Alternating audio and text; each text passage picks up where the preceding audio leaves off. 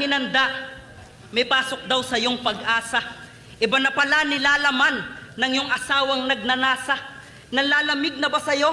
Kaya sa akin, special treatment. Pinapahid sa akin lotion, pinapahid sa iyo ointment. Nandun na tayo. Ipaglalaban mo, pamilya mo, at kitang-kitang ina ka.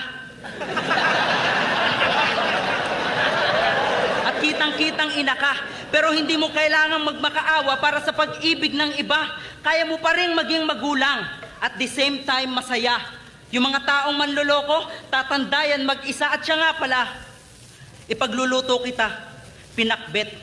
Para masabi ko lang sa'yo na, pinak ka lang, hindi ka naman bet.